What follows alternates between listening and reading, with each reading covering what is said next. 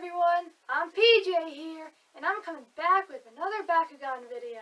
Now, for this video, I'll be explaining the rules from the old version of the Bakugan game to the latest version. So let's get started. Okay, for this demonstration, I'm going to need some Bakugan. Now, where am I going to find some of those?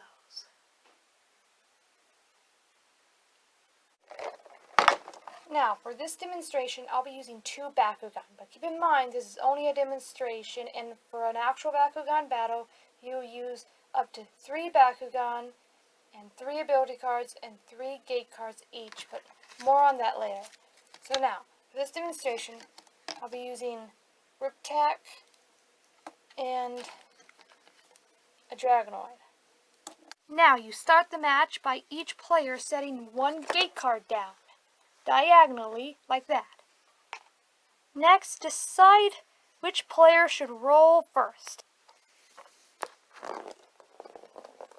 I suck. Nope. I'm not even trying anymore.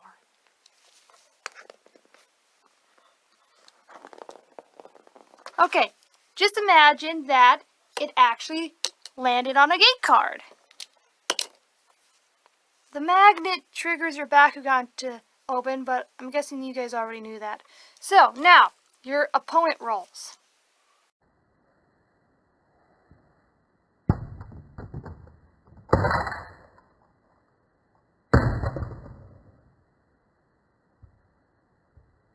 Okay, my Riptac didn't exactly land on the same gate card as this Dragonoid, so let's just imagine that he did, and because in order to start an actual brawl, each Bakugan has to land on the same gate card in order to fight. And when the fight begins, said gate card opens. And when I say open, I really mean we reveal the gate card. Okay, I don't know why I didn't notice this before, but there was another gate card attached to this one, so let's pretend like that didn't happen.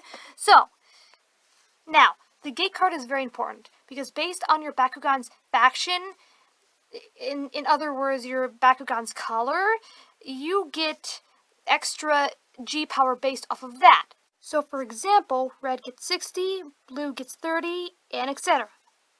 And it's also important to pay attention of the text that's printed on the card. The player with the highest printed G power may not play ability cards during this battle. Ooh, now we're getting to the good stuff.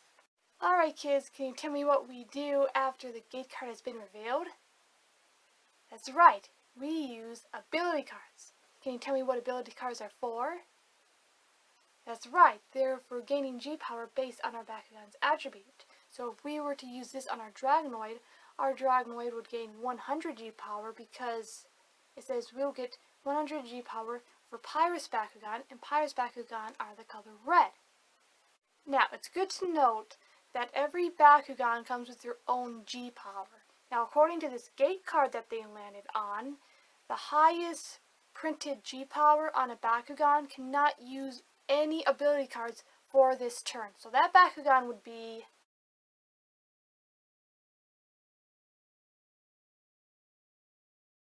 Now, naturally, Riptac has the highest printed G power. However, the Dragonoid has the lowest printed G power, so only the Dragonoid can use an ability card for this turn. So he'll get an additional 100 G power. Not only that, but also because of the gate card itself, he'll also get 60 extra G power. Both Bakugan that landed on this particular gate card each share the 60 G power because of the attribute sign. So all the G power added up together by using the ability card and the gate card, this Dragonoid will have total 735 G power, while Riptac has a total of 890. So Riptac is still powerful by far, so Riptac wins this round because the Bakugan with the highest G power wins the round. Now, the goal here is to win all 3 gate cards, so each battle one gate card will be won. With each passing fight, you can set multiple gate cards until one of you wins all three. Now those were just the basics, but if you want to get really competitive, you can also use add-ons to assist your Bakugan in battle, like Trap Bakugan and Baku Nanos, Bakugear, Battle Suits, and mobile assault vehicles. The things with Bakugear and Baku Nanos, you have to find Bakugan that are compatible with them. What all these accessories has in common, they are used to give your Bakugan a little extra boost in battle, like add a little bit extra G power, but you can only use one of them in only one match. Like during a Bakugan match, you're allowed 3 Bakugan, but only 1 Bakugear. Each Bakugear, mobile assault vehicle, and battle suit, they each come with their own ability card, which does different kind of things. So that's why it's important to read the text printed on the card. Just in case you guys are wondering about this scenario, if you already have a Bakugan on one gate card and you roll another one of your Bakugan on the same exact gate card, this action is called a double stand. When a double stand is achieved, you win that gate card, which means you have one step closer to victory. Hey guys, we have made it to the second half of the video. So, for this section of the video, I will be explaining to you guys about the newest version of the Bakugan game that has a whole new set of rules and a whole new set of cards. So, let's get into it. Alright guys, these Bakugan are the latest in the Bakugan franchise. So, now, just like the other game, you'll be needing 3 Bakugan, but instead of 3 ability cards or 3 gate cards, you'll be using a deck of 40 cards. And you'll also need some Baku cores, so you have something your Bakugan can land on, and the Baku cores are sort of based off of your Bakugan's character card. And speaking of the character cards, you'll be using your character cards to line up with with the Bakugan you choose. So I'm going to be choosing a Dragonoid and this thing and a Nilius. Now, these are my character cards to match my Bakugan. You'll leave them face down with the Bakugan on top of their own character card.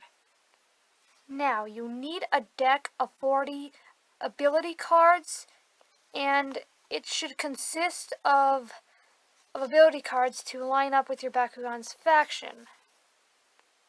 Now, this is the part where we put together the matrix.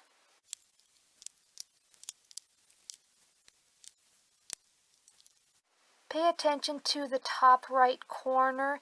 It sort of gives you a good idea of which Baku cores you should put down. Now, like in the other game, each Bakugan has their own personal B power. By the way, instead of using the term G power, they now go by B power. So, this Dragonoid says he has 400 B power. And also, right there on the bottom, it also shows how many hits you can take. I mean, some character cards has special abilities. Like this one, this symbol right here, sorry my camera's too blurry, I can't do anything about it. But this symbol right here is how much damage you can deal to your opponent when you're in combat. Now, I have very little knowledge about how to play the new game, so I'm going to explain it the best that I can. So, this icon it says 4 right there. And pay attention to this icon right here. It says 4 and then that icon, which means when you deal damage to your opponent, you take 1, 2, 3, 4 cards off of their deck. Now the purpose of this is making your opponent run out of cards completely, because that way you win. You're supposed to do 1 additional damage and completely take all the cards off of your opponent's deck, which I'm not really sure how to take damage. I mean, I figured taking cards off your opponent's deck is a way to take damage. But anyway, in addition to that, pay attention to the icon right here. It says the same icon as the one on the right. But this icon, the green icon right here, is very important, because when you roll your Bakugan, if your Dragonoid lands on this icon of Bakukor right here, that means you get to take an additional 6 cards off your opponent's deck. Because right here, it has the green fist symbol plus 6, and the other fist icon you would see on the right side of the card right here. Now I should probably mention, in order to start the game, you draw 5 cards before rolling your Bakugan into battle, but you can't use any of these until your Bakugan are both rolled into battle. There's also something called the energy phase, that before you roll, you put 1 card, both you and your opponent put 1 card on the battlefield. So it reserves as energy, I think. And right here, this lightning icon it's very important. Okay, so the lightning icon says 2 right here in the right hand corner of your ability card. So in order to use this ability card, if you want to use this ability card, you have to have at least 2 energy cards, we'll call them energy cards, on the field, and you face them like this in order to use this ability card. Now, the text on the ability card, when you use this, it says 3 plus, you take 3 cards off of your opponent's deck, but if you're using a Pyrus Bakugan, you take 6 cards off your opponent's deck instead.